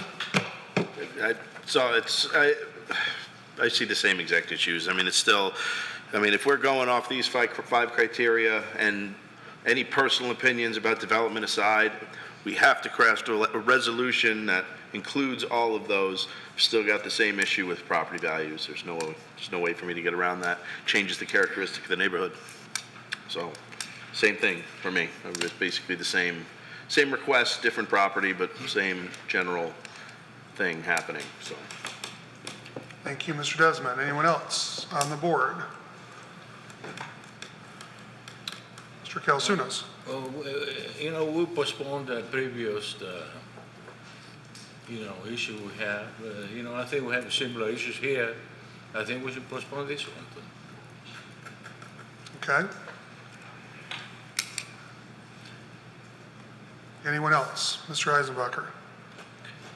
I believe my comments apply the exact same, and I would like to make a resolution to postpone, to give city staff to our attorney's office an opportunity for our attorney's office to create a resolution based on the comments of the Zoning Board of Appeals for consideration at our next meeting, which is currently scheduled for November 19th. Similar, the same for item B, correct? Yes. The resolution that was passed during item B, correct? Yes. Okay. Mr. Kaltsunis seconds that? Okay. Ms. Bloom.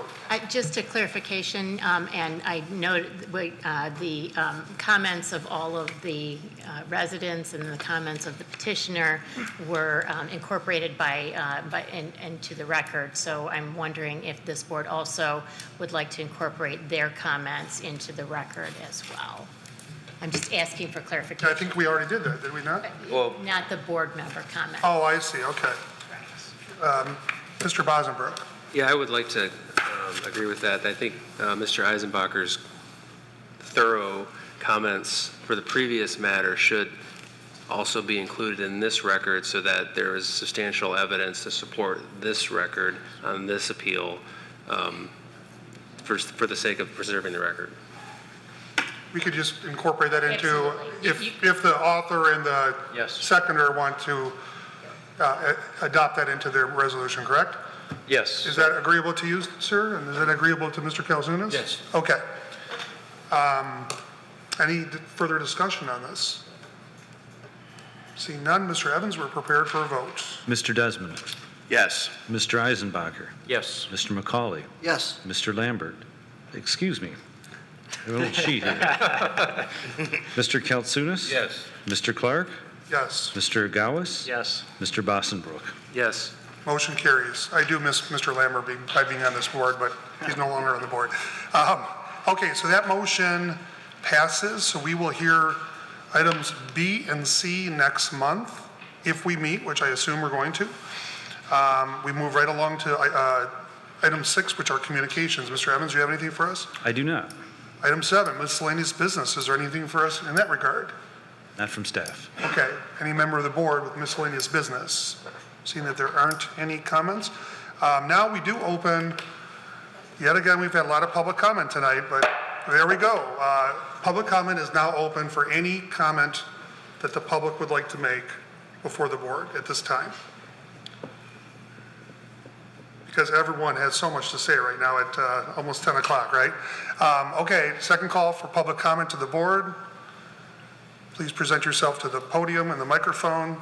Third call for public comment. Please present yourself to the podium and the microphone. I have closed out public comment, and now we are adjourned. Have a very good night, everyone, and we'll see probably some people back next month.